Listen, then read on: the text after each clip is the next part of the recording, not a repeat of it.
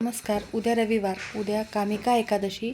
कोणत्याही परिस्थितीत सकाळीच घरात आणा या झाडाचे एक पान. शत्रू तुमच्यासमोर लोटांगण घालतील, कुटुंबाची प्रगती होईल आणि यश मिळेल. तर असे कोणत्या झाडाचे पान तुम्हाला घरी आणायचे आहे, त्याचे काय करायचे आहे, कोणत्या वेळेत हे आणायचे आहे, सविस्तर माहिती आपण या व्हिडिओमध्ये बघणार आहोत.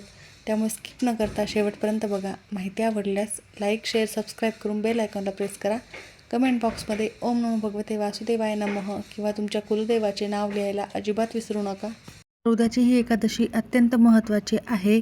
या दिवशी तुम्ही हे एक पान जर घरी आणले तर प्रत्येक कामामध्ये यश मिळेल. तर हे कोणत्या झाडाचे पान आहे हे आपण पुढे बघूयात. तर ही एकादशी चातुर्मासातील पहिली एकादशी असल्यामुळे याचे अनन्यसाधारण महत्त्व आहे. जे लोक संसाररूपी चक्रातून आणि पापांच्या चिखलातून बाहेर पडू इच्छितात त्यांच्यासाठी कामिका एकादशी हे उत्तम साधन आहे. कामिका एकादशी दिवशी विष्णूची पूजा केल्याने काशी, गंगा, नैमिषारण्य किंवा पुष्कर यासारख्या पवित्र तीर्थक्षेत्रांमध्ये स्नान केल्याचे महान फळ मिळत असते.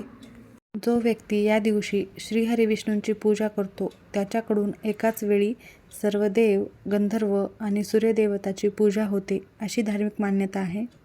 चातुर्मास हा सकारात्मक लहरींनी भरलेला 4 महिन्याचा काळ असतो आणि प्रत्येक कणाकणामध्ये ही सकारात्मकता निर्माण झालेली असते. ही जास्तीत जास्त दैवी शक्ती असलेल्या झाडाझुडपांमध्ये असते. तर अशी काही झाडे आहेत त्यामध्ये खूप जास्त प्रमाणामध्ये दैवी शक्ती आहे. साक्षात माता लक्ष्मीचा, भगवान विष्णूंचा किंवा सर्व देवतांचा आशीर्वाद मिळवण्यासाठी, त्रिदेवतांचा आशीर्वाद मिळवण्यासाठी, त्याबरोबरच झाडामध्ये या गणेशाचा वास असतो. त्यासोबतच हनुमंताचा देखील वास असतो. असे अनेक झाड आहेत ज्यामध्ये देवरूप वास करत असतात. तर अशातीलच एक महत्त्वाचे झाड आहे. तर या सकारात्मक लहरीमुळे त्या झाडाचा तुम्ही उपाय जर केला आणि त्याच्या पानाचा उपाय जर केला, त्याचे एकच पान तुम्ही घरी आणले तर तुमच्या आयुष्यामध्ये कोणतीही समस्या येणार नाही. काही लोक असे असतात जे तुमच्या तोंडावर गोड बोलतात आणि माघारी तुमच्याविषयी वाईट विचार करतात. काही शत्रू तुम्हाला माहीतच नसतात तर काही माहीत देखील असतात आणि यांच्या शत्रू त्रासामुळे तुम्हाला तुमच्या घरामध्ये अनेक समस्यांना सामोरे जावे लागते. असंख्य समस्या निर्माण होतात. तुम्ही खूप कष्ट करताय, खूप मेहनत करताय, कोणतेही काम हाती घेताय, परंतु ते पूर्ण होत नाही. कष्टाला, मेहनतीला यश मिळत नाही. यामध्ये घरामध्ये खूप पैसा येतो, तो टिकत नाही. घरी कधी कधी क्षुल्लक कारणावरून काही कारण नसतानाही वादविवाद, भांडणे होतात. चिडचिड विनाकारण होत असेल तर तुमच्या घराला एखाद्या वेळेस कोणाची तरी नजर देखील लागलेली असू शकते. तर अशा शत्रूंची वाईट नजर देखील दूर करण्यासाठी हा उपाय अत्यंत फायदेशीर आहे. त्यासोबतच तुमच्या कुटुंबाची प्रगती रखडलेली असेल, कामे मार्गी लागत नसतील, तुम्हाला तुमच्या मुलाला, तुमच्या पतीला कोणत्याही कामामध्ये सहजासहजी यश मिळत नसेल तर या पानाचा उपाय नक्की करा. कारण या पानामध्ये जे काय आहे ती इतकी प्रभावी शक्ती आहे. जे पान तुम्हाला घरामध्ये आणायचे आहे त्या झाडामध्ये देखील साक्षात एका अत्यंत महत्त्वाच्या देवाचा वास आहे. ज्या देवाची पूजा केल्याने तुमच्या घरातील सर्व विघ्न, समस्या हे नष्ट होतातच आणि सर्वांच्या नवसाला पावत असतात असे दैवत या झाडामध्ये आहे. आणि हे झाड इतके महत्त्वाचे आहे की त्याचे फक्त एक पान तुम्हाला सकाळी उद्या घरी आणायचे आहे आणि त्यानंतर त्या संबंधित एक अत्यंत सोपा उपाय करायचा आहे. तुम्ही करूनच बघा. तुमची जे काही सकारात्मकता तुम्हाला नक्कीच जाणवेल. जे काही नकारात्मकता आहे ती दूर झालेली दिसेल. तुमच्या घरामध्ये बदल झालेला आहे जो मला नक्की कमेंटमध्ये आवर्जून सांगायचा आहे. तर एकादशीची तिथी ही इतकी पवित्र आहे की एकादशीचा उपवास केल्याने मनातील अशुभ विचार नष्ट होतात, इंद्रियावर ताबा मिळतो आणि आत्मिक शुद्धी होते अशी धार्मिक मान्यता आहे. तर तुम्हाला मी हा उपाय सांगणारच आहे. तत्पूर्वी तुम्हाला एक अत्यंत सोपा उपाय सांगणार आहे. तर उद्या तुम्हाला कामिका एकादशीच्या दिवशी घरामध्ये हा उपाय केल्याने साक्षात विष्णूंचे आशीर्वाद प्राप्त होतील.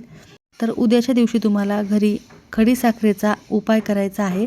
खडीसाखर किंवा साखर घेतली तरीही चालेल. तुम्हाला काय करायचे आहे, एकादशीच्या दिवशी संध्याकाळी एका छोट्याशा चांदीच्या किंवा तांब्याच्या वाटीत खडीसाखर किंवा साधी साखर ठेवायची आहे. त्यानंतर त्या साखरेवर एक तुळशीचे पान ठेवायचे आहे. एकादशीच्या दिवशी तुळशीला स्पर्श करायचा नाही आहे. आदल्या दिवशीच पान तोडून ठेवा, म्हणजे आज तोडून ठेवा किंवा नाही शक्य झाले तर ज्या ठिकाणी फुले मिळतात तिथून तुम्हाला आणायचे आहे आणि तो नैवेद्य तुम्हाला विठ्ठलाच्या चरणी अर्पण करायचा आहे. हा नैवेद्य दाखवताना तुम्हाला रामकृष्ण हरी किंवा ओम नमो भगवते वासुदेवाय नमः या मंत्राचा कमीत कमी 11 वेळेला जप करायचा आहे. भगवान विष्णूंना खडी साखर अतिशय प्रिय आहे. तुळशीचा नैवेद्य देखील अत्यंत प्रिय आहे, कारण तुळस भगवान विष्णूंना प्रिय आहे. तुळशीपत्र हे साखरेवर तुम्हाला ठेवायचेच आहे. यामुळे घरातील पैशाची चणचण संपून माता लक्ष्मी स्थिर राहते. त्यानंतर अजून एक उपाय महत्त्वाचा आहे, तो म्हणजे संध्याकाळी करायचा आहे.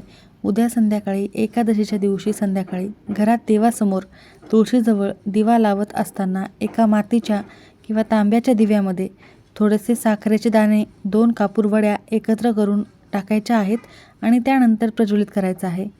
त्यानंतर तुम्हाला संपूर्ण घरभर हा दिवा फिरवायचा आहे. यामुळे घरातील कौटुंबिक कलह नष्ट होतात, भांडणे मिटतात, वास्तूतील नकारात्मक ऊर्जा देखील नष्ट होते. त्यानंतर मनोकामना पूर्तीसाठी अजून एक सोपा उपाय, ज्या घरी विठ्ठलाची किंवा बाळकृष्णाची मूर्ती असेल त्यांनी एकादशीला केशर मिश्रित दुधाने त्यांना अभिषेक करायचा आहे, मूर्तीवर अभिषेक करायचा आहे. आणि जर केशर नसेल तर तुम्ही थोडीशी हळद देखील टाकून अभिषेक करू शकता, परंतु केशर मिश्रित दुधाने अभिषेक केल्याने तुमचे प्रगतीचे मार्गही मोकळे होतात. तर थोडीशी साखर घालून त्याचा नैवेद्य विठ्ठलाच्या फोटोसमोर तुम्हाला ठेवायचा आहे. त्यानंतर तुम्ही नक्की बघा, हा उपाय केल्याने तुमच्या सर्व मनोवांछित इच्छा ह्या लवकर पूर्ण होताना दिसतील. त्यानंतरचा उपाय आहे, तांब्याच्या पात्रात पाणी घेऊन त्यात चिमूटभर हळद टाकायची आहे आणि थोडेसे साखरेचे दाणे टाकायचे आहेत आणि हे पाणी एकादशीच्या दिवशी घराच्या मुख्य प्रवेशद्वारावर शिंपडायचे आहे. दोन्ही बाजूला थोडेसे शिंपडून घ्या, उजव्या आणि डाव्या बाजूला आपल्या मुख्य प्रवेशद्वाराच्या. याने देखील नकारात्मक ऊर्जा नष्ट होते. त्यासोबतच तुळशीच्या रोपाला हळदीचे पाणी अर्पण करायचे आहे. यामुळे घराला लागलेली कोणाचीही नजर, वाईट नजर कोणतीही असो, ती दूर होते. धनधान्यामध्ये वृद्धी होते. त्यानंतरचा शेवटचा उपाय आहे, गाईला गुळपोळी खाऊ घालणे किंवा साखरपोळी खाऊ घालणे. यामुळे पितृदोष निवारण होते. तर एकादशीच्या दिवशी घरच्या पहिल्या पोळीवर थोडासा गूळ किंवा साखर ठेवून ती गाईला खाऊ घालावी. हिंदू धर्मामध्ये गाईच्या पोटात 33 कोटी देवी देवतांचा वास मानला जातो. यामुळे तुम्ही हा उपाय केल्यास पितृदोष शांत होतो आणि विठ्ठल माऊलीचा आशीर्वाद देखील तुम्हाला मिळतो. तर हे सर्वच उपाय अतिशय प्रभावी आहेत. साधे सोपे आहेत, परंतु खूप प्रभावी आहेत. तुम्ही हे नक्की करा. आता वळूयात आपल्या मुख्य विषयाकडे, ज्याची तुम्ही आतुरतेने वाट पाहत आहात. तर हा उपाय तुम्हाला उद्या सकाळी कोणत्या वेळेत करायचा आहे, तर सकाळी ब्रह्ममुहूर्तापासून ते तुम्ही 11 वाजेपर्यंत कधीही हा उपाय करू शकता. तर तुम्हाला उद्या सकाळी हा उपाय करण्यासाठी लवकर उठायचे आहे, स्वच्छ स्नान करायचे आहे, अंघोळीच्या पाण्यामध्ये चिमूटभर हळद टाकायची आहे, त्यानंतर स्नान करायचे आहे. महिलांनी स्नान केल्यावर पिवळे वस्त्र परिधान करावे, खूप शुभ ठरेल. त्यानंतर तुम्ही हा उपाय करू शकता. लाल किंवा नारंगी रंगाचे वस्त्र देखील परिधान केले तरीही चालेल. त्यानंतर काळा रंग तुम्हाला चुकूनही या दिवशी वापरायचा नाही आहे. देवघरातील देवांची विधिवत पूजा करून घ्यायची आहे. लगेचच हा उपाय केला तरीही चालेल. तर तुम्हाला झाडाजवळ गेल्यावर थेट पान तोडून आणायचे नाही आहे. त्याआधी तुम्हाला एक महत्त्वाचे काम करायचे आहे. तर त्याआधी दोन्ही हात जोडून तुम्हाला झाडाला नमस्कार करायचा आहे, कुटुंबाच्या रक्षणासाठी प्रार्थना करायची आहे. आणि हे पान कशासाठी घेऊन जात आहात, हे उपाय कशासाठी करणार आहात, ते तुम्हाला झाडाजवळ सांगायचे आहे. त्यानंतर ताजे, सुंदर, कुठेही फाटलेले नसलेले, किडलेले नसलेले पान तुम्हाला या ठिकाणी घ्यायचे आहेत. स्वच्छ पुसायचे आहे. ते ताजे आणि सुंदर पान घ्यायचे. त्यानंतर तुम्हाला ते पान तोडून घरी आणायचे आहे. हिंदू धर्मशास्त्रात आणि आध्यात्मिक परंपरेत या एकादशीला तुम्ही ह्या एका कोणत्या महत्त्वाच्या झाडाचे पान घरी आणायचे आहे, तर ते झाड म्हणजे मंदार वृक्ष, ज्याला आपण रुईचे झाड असे म्हणतो. या दोन्ही गोष्टी अत्यंत पवित्र आहेत. महत्त्वाचे स्थान यामध्ये देवाचे आहे. तर धार्मिक व आध्यात्मिक प्रगतीमध्ये याला अनन्यसाधारण महत्त्व आहे. ज्यामुळे तुम्ही उद्या कामिका एकादशीला शुभयोगावर जर तुम्ही रुईच्या झाडाचे एक पान घरी आणले तर तुमच्या आयुष्यातील सर्व समस्या नष्ट होतील.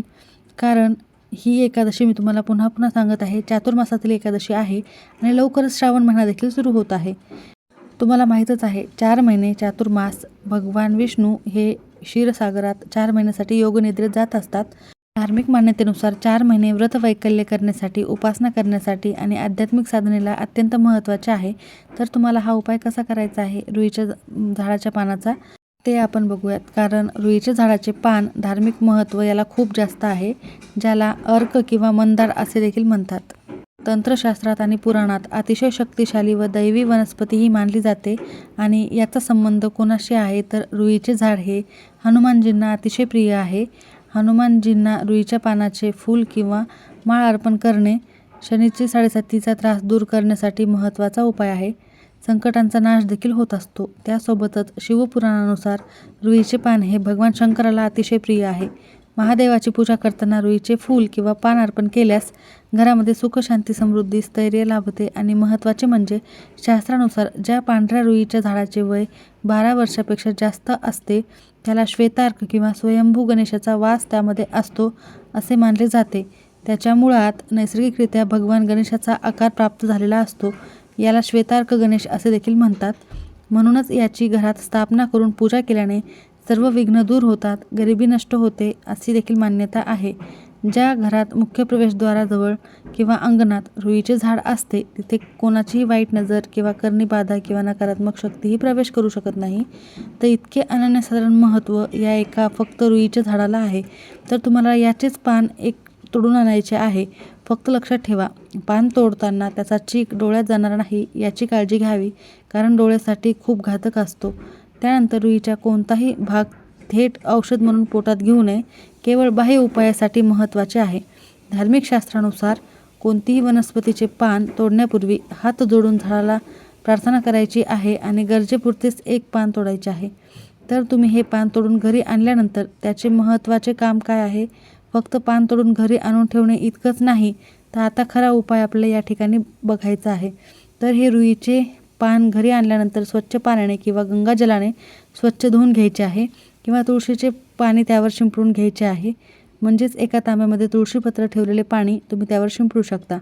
एक स्वच्छ वस्त्राने पुसून घ्यायचे आहे. आणि सकाळी हा उपाय कोणत्या वेळेत करायचा आहे? ब्रह्ममुहूर्तापासून ते 11:30 वाजेपर्यंत कधीही करू शकता. त्यानंतर पानाची जी गुळगुळीत बाजू आहे ती वरे करायची आहे आणि त्यावर तुम्हाला एक महत्त्वाचे काम करायचे आहे. त्यावर तुम्हाला सिंदुराने किंवा हनुमंताच्या चरणी असलेला सिंदूर घ्यायचा आहे किंवा चमेलीचे तेल किंवा तूप मिसळून अष्टगंध किंवा हळद किंवा कुंकू घेऊ शकता. अनामिका या बोटाने त्या पानावर तुम्हाला श्री लिहायचे आहे. श्री हे देवी लक्ष्मीला उद्देशून म्हटले जाते आणि हे करत असताना तुम्हाला तुमच्या मनामध्ये जप करायचा आहे. तुमच्या कुलदेवताचे नामस्मरण करू शकता. तर तुम्हाला हे अभिमंत्रित केलेले पान जे आहे त्याच्यानंतर काय करायचे आहे? तर हे सिद्ध केलेले पान घरातील तुमच्या देवघरामध्येच भगवान विष्णूंच्या किंवा पांडुरंगाच्या चरणी अर्पण करायचे आहे. किंवा मग त्यानंतर तुम्हाला या पानाचे काय करायचे आहे तर दुसऱ्या दिवशी तुम्हाला कपाटात ठेवायचे आहेत. दिवसभर हे पान तसेच राहू द्यायचे आहे आणि हे पान एका लाल रंगाच्या कपड्यात बांधून तुम्हाला ते कपाटात ठेवायचे आहे. जर तुमच्या मुलांच्या प्रगती होत नसेल तर मुलांची प्रगती होण्यासाठी तुम्हाला तुमच्या मुला ज्या ठिकाणी अभ्यास करत आहेत त्या जागी हे पान ठेवायचे आहे. त्यांच्या उशीखाली देखील ठेवू शकता. तसे दिवसभर राहू द्यायचे आहे. दुसऱ्या दिवशी किंवा मग हे पान सुकल्यानंतर ते तुम्हाला वाहत्या पाण्यामध्ये विसर्जित करायचे आहे. म्हणजेच काय, रविवारी दिवसभर हे पान तसेच ठेवायचे आहे आणि सोमवारी द्वादशीला तुम्हाला हे पान तिथून उचलून वाहत्या पाण्यात विसर्जित करायचे आहे. जर तुमच्या घराजवळ कुठेही नदी नसेल तर मग तुम्ही हे पान एखाद्या झाडाच्या मुळाशी दाबून टाकू शकता मातीमध्ये. तर हे देखील करणे फायदेशीर ठरेल. नक्की हा उपाय करा, खूप महत्त्वाचा ठरणार आहे. साक्षात भगवान गणेशाचे, शनिदेवतांचे आणि त्रिदेवतांचे आशीर्वाद तुम्हाला प्राप्त होतील. विठ्ठलाचे, भगवान विष्णूंचे आशीर्वाद तुम्हाला प्राप्त होतील. ज्या घरामध्ये सुतक असेल त्यांना कोणालाही हा उपाय करता येणार नाही. स्त्रियांना मासिक धर्म असेल तर त्या सोडून इतर कोणीही हा उपाय केला तरी चालेल. नक्की करा. माहिती आवडल्यास लाईक करा. सर्वांचे खूप खूप धन्यवाद.